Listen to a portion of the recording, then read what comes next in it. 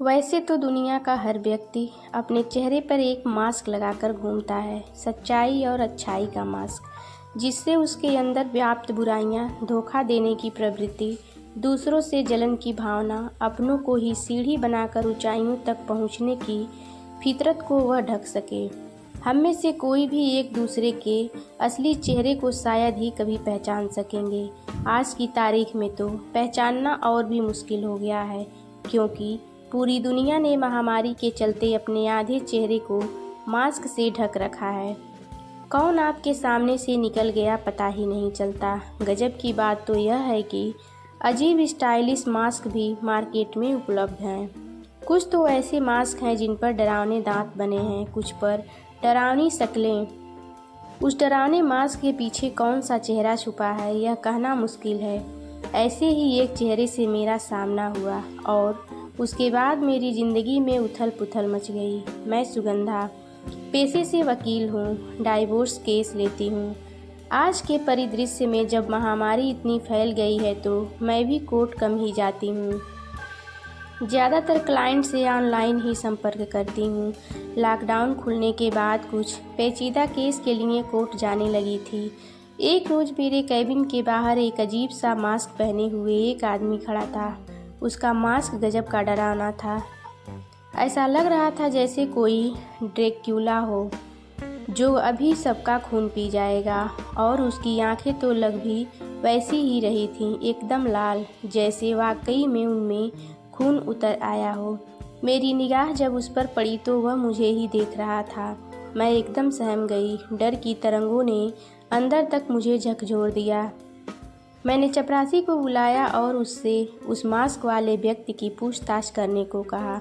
कुछ देर बाद जब चपरासी आया तो उसने बताया कि वह उससे कुछ पूछता, इससे पहले ही वह वहाँ से चला गया। मैं मन ही मन सोचने लगी कि अजीब आदमी था। जब कोई काम ही नहीं था तो आया क्यों था? आया तो आया, अपने अजीब से मास्क से डराया क्यों? शाम तक मैं सब कुछ भूल चुकी थी। काम खत्म करके घर के लिए निकल पड़ी। कोर्ट के बाहर आकर अपनी गाड़ी का इंतज़ार कर रही थी कि अचानक फिर से वह मास्क वाला खौफनाक चेहरा मुझे फिर दिखा। उसकी आंखें अभी भी लाल थीं। उसने चेहरे को तो मास्क से ढक ही रखा था, अपने सिर पर भी अलग रंग के बालों वाली विग पहन रखी थी। मैंने कुछ देर उसे देखने की कोशिश की, शायद कोई दोस्त हो जो मुझे डरा रहा हो, क्योंकि मेरे सारे दोस्त जानते हैं कि मैं कितनी डरपोक हूँ। पर मुझे नहीं लगा कि वह मेरा कोई दोस्त है। तभी अचानक वह मेरी तरफ बढ़ने लगा। मेरी दिल की धड़कन तेज हो गई। डर के कारण पैर लड़खड़ाने लगे। बस जल्दी से ड्राइवर गाड़ी ले आए और मैं उसमें बैठ जाऊं, यही प्रार्थना कर रही थी भगवान से। अब वह मुझसे सिर्फ 10 कदम के फासले पर था। मैं चीखना चाहती थी पर आवाज़ गले से निकल ही नहीं रही थी। तभी मेरी गाड़ी आ गई और मैं भागकर उसमें ऐसे बैठी जैसे किसी को खून करते देखने पर गवाह भागता है। घर पहुंचकर कम से कम 5 गिलास पानी पिया, फिर शांति से सोफे पर ही बैठ गई। दिल अभी भी तेज रफ्तार से धड़क रहा था। चेहरे पर पसीने की बूंदें साफ दिख रही थी। मैं अभी भी उस मास्क वाले व्यक्ति के बारे में ही सोच रही थी कि अचानक माँ की आवाज़ कानों में पड़ी, अरे कम से कम घर आकर तो कोर्ट कचहरी को भूल जाया कर। चल हाथ मुंह धोकर खाने के लिए आ जा। एक पल को सोचा कि आज जो हुआ वह माँ को बता दूं, पर दूसरे ही पल अपने आप को रोक लिया। माँ बेवजह परेशान हो जाएंगी, वैसे ही मुझे लेकर परेशान रहती हैं। अगले दिन मेरे मोबाइल पर एक वीडियो मैसेज आया। कोई अनजान नंबर था। मैंने जब वह वीडियो देखा तो डर के मारे मोबाइल ही हाथ से गिर गया। उस वीडियो में वही मास्क वाला खौफनाक चेहरा किसी को बेदर्दी से मार रहा था और फिर मेरी तरफ इशारा करके बोला कि अब तेरी बारी है। कुछ पलों के लिए आंखों के आगे अंधेरा छा गया। समझ नहीं आ रहा था कि कैसे रिएक्ट करूं। उस आदमी के पास मेरा फ़ोन नंबर कैसे आया? वह मेरे बारे में और क्या क्या जानता है? यह सब बातें अब मेरे जहन में घूमने लगी। मुझे लगा कि इससे पहले कि वह आदमी कुछ और करे, मुझे कुछ न कुछ तो ठोस कदम उठाना पड़ेगा। मैंने अपनी एक दोस्त जो कि क्रिमिनल लॉयर है और ऐसे कई साइबर क्राइम केस सुलझा चुका है, उसको संपर्क किया। फिक्र मत करो सुगंधा, तुम अपना फ़ोन लेकर कल मेरे केबिन में आ जाना, मेरे दोस्त आशीष ने बोला। अगले दिन मैं आशीष के केबिन में पहुंची। उसने मुझे समझाया कि किस तरह हम यह पता लगा सकते हैं कि हमें भेजा गया वीडियो कहां से आया है। लगभग 2 घंटे बीत गए पर साइबर क्राइम वाले उस वीडियो की लोकेशन का पता नहीं लगा पाए। आशीष ने मुझे सांत्वना देते हुए बोला कि मैं घबराऊं नहीं, वह अपने कुछ और क्रिमिनल लॉयर दोस्तों से बात करेगा और इस मसले की तह तक पहुंच रहेगा। क्योंकि आशीष ने मेरे केस को हैंडल करने की जिम्मेदारी ले ली थी, इसलिए मैं बेफिक्र होकर अपने काम में लग गई। शाम को माँ का फ़ोन आया कि उन्हें बाज़ार से कुछ सामान मंगवाना है। मैंने उन्हें आश्वासन दिया कि मैं आते हुए ले आऊँगी। वह बाज़ार ना जाएं। ड्राइवर ने गाड़ी कार पार्किंग में पार्क करी और मैं मार्केट में चली गई। जब मैं सामान खरीद रही थी तब मुझे ऐसा आभास हुआ कि कोई मेरा पीछा कर रहा था। मैंने मुड़कर हर जगह देखा पर मुझे कोई नज़र नहीं आया। मेरा भ्रम समझकर मैं सामान खरीदने में लग गई। कुछ देर बाद मैंने उस मास्क वाले खतरनाक चेहरे को मार्केट में देखा। वह मुझे ही घूर रहा था। ना जाने क्यों उसे देखते ही मेरा पूरा शरीर पसीने से भीग जाता है और सांसें एकदम तेज़ दौड़ने लगती हैं। मैंने अपना सामान उठाया और तेज़ कदमों से पार्किंग की तरफ बढ़ने लगी। मुझे ऐसा आभास हो रहा था कि वह भी मेरे पीछे पीछे आ रहा है। मैंने फटाफट अपने ड्राइवर को फ़ोन लगाया और गाड़ी को पार्किंग से बाहर लाकर खड़े करने को कहा। गाड़ी आते ही मैंने तुरंत अपना सामान उसमें पटक दिया और बैठ गई। घर पहुंचकर मैंने तुरंत आशीष को फ़ोन मिलाया और उसे सारी घटना बताई। सुगंधा, कहीं ऐसा तो नहीं है कि यह सब तुम्हारा भ्रम हो सकता है? ऐसा कोई आदमी हो ही ना। कैसी बातें कर रहे हो आशीष? भ्रम एक बार होता है, बार बार नहीं। अच्छा हो सकता है कि कहीं यह तुम्हारा कोई पुराना क्लाइंट हो जो तुमसे बदला लेना चाहता हो। तुम पागल हो गए हो क्या आशीष? मैं एक डाइवोर्स लॉयर हूँ, तुम्हारी तरह क्रिमिनल लॉयर नहीं जो मेरे दुश्मन होंगे। अरे यह भी तो हो सकता है कि कभी तुमने किसी सिरफिरे का डाइवोर्स करा दिया हो और अब वह तुमसे बदला ले रहा हो। आशीष हंसते हुए बोला। आशीष, तुम्हें यह सब मजाक लग रहा है। तुम इस केस को सीरियसली नहीं ले रहे हो। रहने दो, तुम्हारे बस की बात नहीं है। अब मैं खुद ही देखूंगी। यह कहकर मैंने फ़ोन रख दिया। तभी मेरे पास एक और वीडियो आया। उस वीडियो को देखकर मेरे पैरों तले से ज़मीन खिसक गई। वह वीडियो मेरे घर का था। घर पर मेरी माँ काम कर रही थी। तभी अचानक दरवाजे की घंटी बजती है और वीडियो वहीं ख़त्म हो जाता है। फिर वह मास्क वाला खतरनाक चेहरा उस वीडियो में आता है और बोलता है, सोचो अगर दरवाज़ा खोलते ही कोई तुम्हारी माँ को मार दे तब तुम क्या करोगी? मैं निःशब्द सी अपने बिस्तर पर बैठ जाती हूँ। मेरे सोचने समझने की शक्ति जैसे खत्म सी हो गई थी। कुछ समझ में नहीं आ रहा था कि यह आदमी मुझसे चाहता क्या है। आज यह मेरे घर तक कैसे पहुँच गया? मेरे घर के अंदर का वीडियो इसने कैसे बना लिया? तभी मैंने अपनी माँ को पुकारा। माँ, क्या आज सुबह 12:30 बजे कोई आया था? अरे हाँ, दरवाजे की घंटी बजी और जब मैं वहाँ पहुँची तो वहाँ कोई भी नहीं था। माँ ने सोचते हुए बोला, तो हो सकता है कि 12:30 से पहले ही आया हो। मैंने सवाल पूछा। नहीं, उससे पहले तो कोई नहीं आया था। अब तू मुझसे यह वकीलों की तरह सवाल जवाब करना बंद कर। चल आजा, मैं तेरे लिए खाना लगा देती हूँ। कैसे समझाऊँ मैं माँ को कि अब उनकी सुरक्षा पर भी खतरा मंडरा रहा है। रात को खाने पर माँ ने मुझसे पूछा कि क्या वह कुछ दिन के लिए अपनी बहन के यहाँ जा सकती हैं। अगर यह सब नहीं हुआ होता तो शायद मैं इस महामारी की वजह से माँ को ना कर देती, पर इस वक्त मुझे उनकी सुरक्षा की ज़्यादा चिंता थी। मुझे लगा कि यह सही मौका है माँ को यहाँ से कहीं और भेजने का। मैंने उन्हें तुरंत हाँ कर दी और अगले ही दिन उन्हें उनकी बहन के पास रवाना कर दिया। माँ को भेजकर मुझे थोड़ा सुकून मिला। अब सिर्फ मैं हूँ और वह खतरनाक मास्क वाला चेहरा। माँ के जाने के बाद कुछ दिन बहुत शांति में गुजरे। मुझे वह चेहरा कहीं भी नज़र नहीं आया।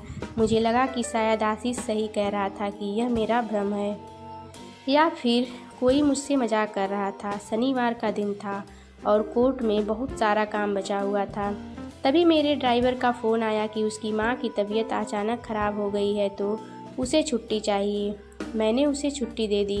अब मुझे खुद ही गाड़ी चलाकर घर जाना था। शाम होते होते सारा दफ्तर खाली होने लगा, पर मेरा काम अभी भी बाकी था। रात के 9:30 बजे मैं अपना काम ख़त्म कर निकली तो देखा कि अमूमन सारे केबिन के दरवाजे बंद हो चुके थे। ज़्यादातर वकील जा चुके थे, सिर्फ 1-2 लोग ही बचे थे। अब मैं कार पार्किंग की तरफ बढ़ने लगी। कार पार्किंग को इतना खाली कभी नहीं देखा था। सिर्फ जहाँ जहाँ कार खड़ी थी वहीं लाइट जल रही थी, बाकी जगह लाइट भी बंद हो गई थी। मेरा दिल ज़ोरों से धड़कने लगा। मुझे फिर से उसी डर का आभास हुआ। तभी मुझे वहाँ किसी के सीटी बजाने की आवाज़ आई। मैं एक क्षण रुकी और फिर तेज़ कदमों से अपनी कार की तरफ भागने लगी। जैसे जैसे मैं अपनी कार की तरफ पहुंच रही थी, वैसे वैसे वह सीटी भी तेज़ होती चली जा रही थी। मेरे हाथ पैर फूलने लगे, मेरी सांसें रुकने लगी। मुझे समझ नहीं आ रहा था कि मैं अब क्या करूं। कार पार्किंग में इधर उधर नज़र दौड़ा कर देखा, कोई भी नहीं था। चौकीदार भी शायद चला गया था। खौफ मेरे चेहरे पर साफ दिख रहा था। पसीने से मेरा पूरा शरीर भीग चुका था, पैर भी लड़खड़ा रहे थे। फिर मैंने मन में सोचा कि आज तो मुझे इस डर का सामना करना ही पड़ेगा। मैं वहाँ रुकी और अपने अंदर हिम्मत जुटाकर चिल्लाई, कौन हो तुम और सामने क्यों नहीं आते? आज या तो तुम नहीं रहोगे या मैं नहीं रहूँगी। तभी अचानक वह मास्क वाला खतरनाक चेहरा मेरे सामने सीटी बजाता हुआ आकर खड़ा हो गया। उसे देख मेरे मुंह से एक हल्की सी चीख निकली, पर फिर मैंने अपने आप को संभाल लिया और उससे पूछा कि उसे मुझसे क्या चाहिए। मैंने उसका ऐसा क्या बिगाड़ा है जो वह मेरे पीछे पड़ा हुआ है? तुमने तो मेरी ज़िंदगी ही उजाड़ दी और अब पूछ रही हो कि तुमने मेरा क्या बिगाड़ा है और मैं क्यों तुम्हारे पीछे पड़ा हूँ। तुम्हारी वजह से आज मेरे बच्चे मेरे पास नहीं हैं। मेरी वजह से? मैं कुछ समझी नहीं। कौन हो तुम? मैंने कभी किसी के बच्चे को उससे जुदा नहीं किया। हाँ, तुम्हारी ही वजह से आज मैं अपने बच्चों को देखने के लिए भी तरस गया हूँ। तुमने ही मेरा और मेरी पत्नी का डाइवोर्स केस लड़ा था, जिसे वह जीत गई और मेरे बच्चों की कस्टडी भी मुझे नहीं मिली। तुमने बहुत बड़ा पाप किया है और इस पाप की सज़ा मैं तुम्हें ज़रूर दूंगा। उसने जेब से चाकू निकालते हुए कहा। यह क्या कह रहे हो तुम? कौन से केस की बात कर रहे हो? और इस चाकू को अंदर रखो। तुम मुझे ऐसे डरा धमका नहीं सकते। मैंने हिम्मत जुटाते हुए कहा, तुमने पिछले साल शालिनी आहूजा का केस लड़ा था। मैं उसका पति हूँ। हाँ, मैंने लड़ा था उसका केस। उसका पति उसे बहुत मारता पीटता था और उससे पैसे भी मांगता था, इसलिए मैंने उसका केस लड़ा था। यह सब झूठ था। क्या तुमने कभी सच जानने की कोशिश की थी? बस जो शालिनी ने तुमसे कहा तुमने वही मान लिया। कभी यह नहीं सोचा कि सिक्के का दूसरा पहलू भी हो सकता है। कभी मुझसे बात करने की कोशिश करी होती तो पता चलता कि सच क्या था। अच्छा, तो तुम ही बता दो सच क्या था? मैंने पूछा। वह आदमी दूसरी गाड़ी के बम्पर पर बैठ गया और मुझे भी अपनी गाड़ी पर बैठने को कहा। जब मैं नहीं मानी तो उसने मुझे चाकू से डराया। फिर उसने मुझसे विनती करी कि मैं बिना हंगामा किए चुपचाप बैठ जाऊं और उसकी बात ध्यान से सुनकर फिर फैसला करूं कि उस दिन मुझसे गलती हुई थी कि नहीं। मैं एक मध्यम वर्गीय परिवार का आदमी हूँ। मेरी तनख्वाह इतनी ज़्यादा नहीं थी, लेकिन मेरी पत्नी की ख्वाहिशें बहुत ऊंची थी। वह हमेशा मुझसे ज़्यादा पैसे कमाने को कहती थी, पर मैं उतने ही कमा सकता था जितनी मेरी क्षमता थी। एक दिन मुझे पता चला कि वह किसी और को पसंद करने लगी है और उसके साथ घर बसाना चाहती है। मैंने उसे बहुत समझाया कि ऐसा करने पर हमारा परिवार बिखर जाएगा, हमारे बच्चों का क्या होगा, पर वह नहीं मानी और उसने डाइवोर्स का केस फाइल कर दिया। उसने तुम्हारे जरिए यह साबित कर दिया कि मैं उसे पैसों के लिए परेशान करता हूँ और मारता पीटता हूँ। तुम्हारी मदद से उसे डाइवोर्स भी मिल गया और मेरे बच्चे की कस्टडी भी तुमने उसे ही दिला दी। तुमने मुझ पर इतने घिनौने और झूठे आरोप लगाए कि मेरा उस कॉलोनी में रहना मुश्किल हो गया। सब यही सोचने लगे कि मैंने ही शालिनी के साथ बुरा बर्ताव किया होगा। मुझे कितनी शर्मिंदगी उठानी पड़ी तुम्हें इस बात का अंदाज़ा भी नहीं है। तभी मैंने सोच लिया था कि इस बात का बदला मैं तुमसे लेकर रहूँगा। अपने बच्चों से बिछड़ने का डर और अपने नाम खराब होने का डर क्या होता है, यह मुझसे बेहतर कोई नहीं जानता, पर यह तुम्हें समझाना बहुत ज़रूरी था। मैं तुम्हें इतना डराना चाहता था कि तुम्हारी सांसें रुक जाए।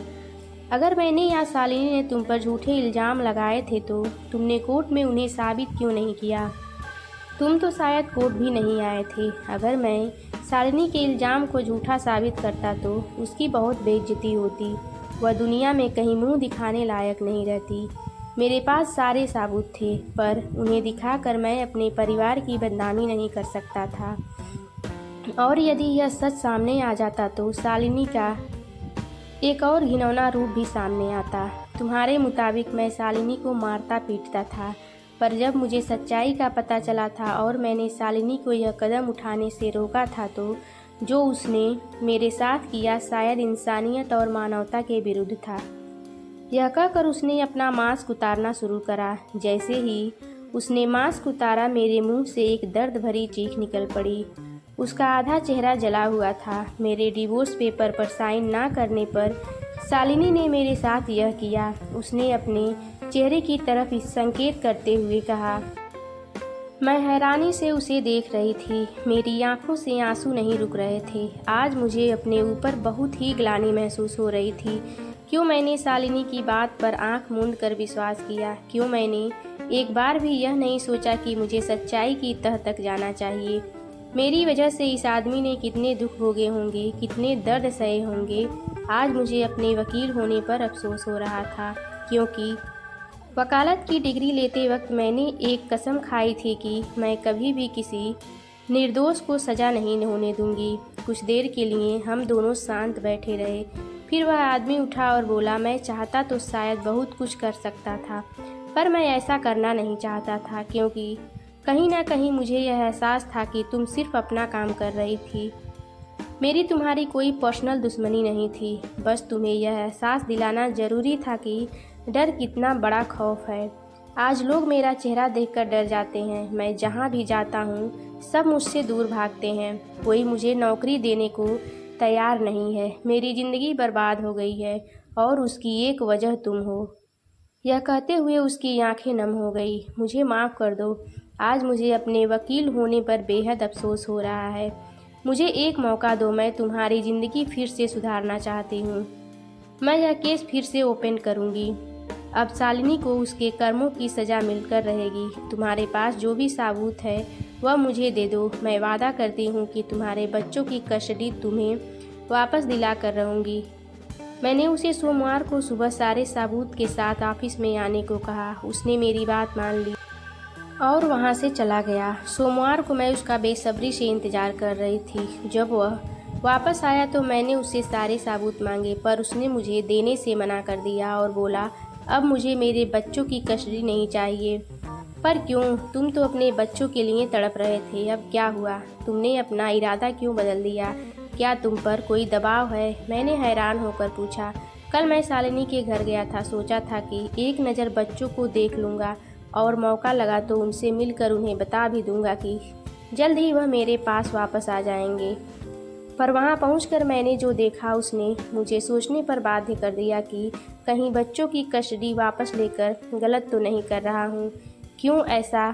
क्या देखा तुमने? मेरे बच्चे बहुत खुशी से अपने नए पापा की गोद में खेल रहे थे। उनके पास सुख सुविधा की बहुत सी चीज़ें मौजूद थी जो मैं उन्हें कभी नहीं दे सकता। वह इतने खुश थे कि शायद उन्हें मेरी याद भी नहीं आती होगी। मैं नहीं चाहता कि मैं उनसे वह सब छीन लूँ। इतना स्वार्थी नहीं हूँ मैं। यह कहकर वह रोने लगा। मेरे भी आंसू थम नहीं रहे थे। ऐसा कहा जाता है कि ममता केवल माँ के हृदय में होती है, पर यह सच नहीं है। ममता एक पिता के दिल में भी छुपी होती है। मैंने उसे बताया कि मैंने उसके लिए नौकरी की बात कर ली है और वह अपने सभी सर्टिफिकेट दिखाकर नौकरी पा सकता है। और रही बात उसके चेहरे की, तो वह भी मैं धीरे धीरे प्लास्टिक सर्जरी से ठीक करा दूंगी। आज वह अपनी ज़िंदगी में खुश है। अकेला ज़रूर है, मगर उसके चेहरे पर संतुष्टि साफ दिखाई देती है और अब उसे अपने चेहरे को मास्क से ढकने की भी ज़रूरत नहीं रही। किसी ने सच ही कहा है कि चेहरा हमारी खूबसूरती का आईना नहीं होता। उस मास्क वाले खौफनाक चेहरे के पीछे एक मासूम भोला निर्दोष चेहरा छुपा था,